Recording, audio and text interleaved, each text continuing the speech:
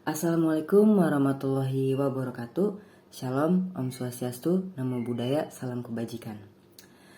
Bismillahirrahmanirrahim. Alhamdulillahirrabbilalamin. Wassalatu wassalamu ala anbiya'i wal mursalin walali wasobi ajmain amma ba'du.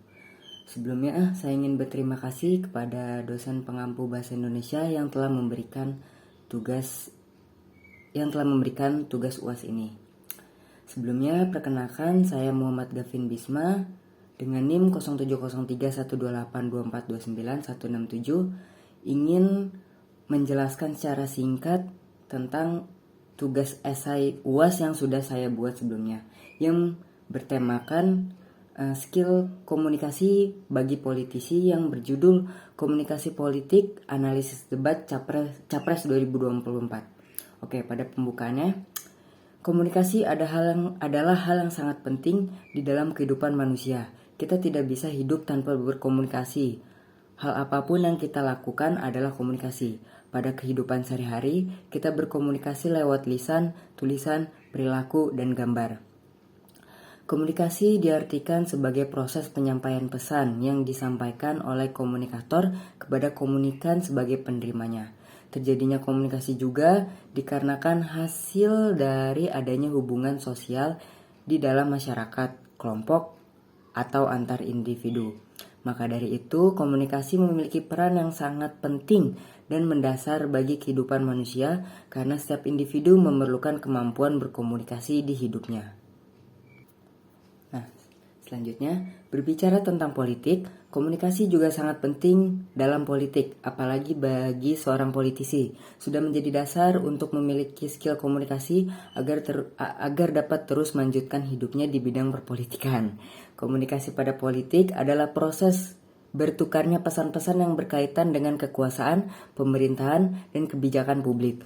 Komunikasi politik sangat penting untuk membentuk opini publik melalui pidato, debat, dan kampanye yang dilakukan oleh politisi untuk mengangkat nama mereka agar lebih terkenal dan familiar di telinga masyarakat. Lalu komunikasi politik juga bisa mempengaruhi perilaku politik pada masyarakat karena komunikasi yang efektif dan mudah dipahami dapat mendorong masyarakat untuk mengikuti dan berpartisipasi dalam pemilu dan melakukan aksi demonstrasi. Komunikasi yang terbuka dan jujur antara pemerintah dan masyarakat dapat menaikkan tingkat kepercayaan publik terhadap pemerintahan.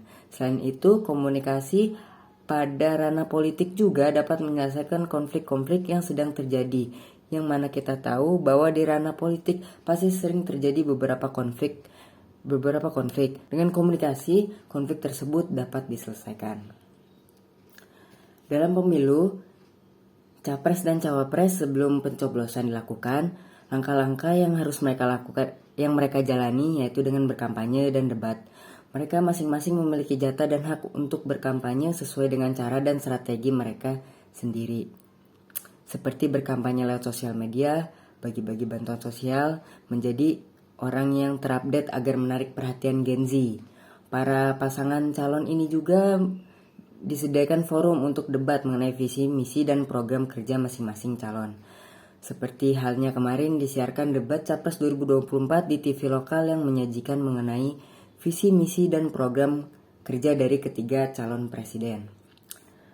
Pada debat pertama tersebut langsung dimulai dengan perkenalan capres nomor urut 1 yaitu Anies Baswedan, capres nomor urut Pak Anies Baswedan, capres nomor urut 2 yaitu Pak Prabowo Subianto, dan capres nomor urut 3 yaitu Pak Ganjar Pranowo.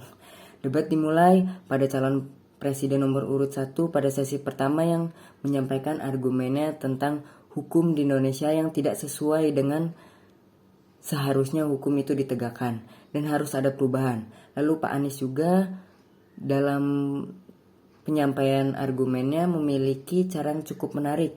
Dia memaparkan terlebih dahulu tentang masalah hukum yang sedang terjadi, lalu beliau memberikan tanggapan dengan kata perubahan, yang berarti beliau ingin hukum-hukum yang ada di Indonesia berlaku seperti seharusnya dan tidak ada lagi hukum-hukum yang tidak berlaku seperti seharusnya. Lalu dilanjutkan penyampaian visi misi oleh calon presiden nomor urut 2 yaitu Pak Prabowo Subianto. Pada penyampaian visi dan misi beliau membahas tentang perbaikan hukum, HAM, perbaikan pelayanan pemerintahan, pemberantasan korupsi, dan perlindungan hukum untuk terhadap semua kelompok masyarakat yang ditaruh di atas pada visi misi beliau. Argumen selanjutnya, kita semua mengerti bahwa kita memiliki banyak kekurangan, namun kita harus bersyukur atas segala yang ada. Karena di tengah tantangan dunia ini, di tengah banyaknya perang saudara, kita semua masih dapat hidup damai dan tentram. Dan beliau juga memuji atas semua yang kita miliki, mulai dari kedamaian, ketentraman, ekonomi stabil, keberhasilan dari kepemimpinan, serta manajemen pemerintahan ini. Selanjutnya, penyampaian visi misi oleh calon presiden nomor urut 3 yaitu Pak Ganjar Pranowo. Pada penyampaiannya, beliau menceritakan berbagai pengalamannya pada berbagai provinsi di Indonesia. Beliau merasa prihatin atas ketimpangan segala akses pada provinsi-provinsi di Indonesia selain Jawa, mulai dari akses kesehatan, akses internet, dan hukum. Beliau ingin menyetarakan semua akses di seluruh Indonesia agar masyarakat-masyarakat yang berada di provinsi selain Jawa juga merasakan nikmatnya akses yang hanya terdapat di Pulau Jawa, serta membangun pemerintahan yang bersih karena pemerintahan yang sangat bersih membangun pemerintahan yang bersih, karena untuk menciptakan itu semua dibutuhkan pemerintahan yang sangat bersih. Maka dari itu, korupsi harus diberantas sampai tidak tersisa.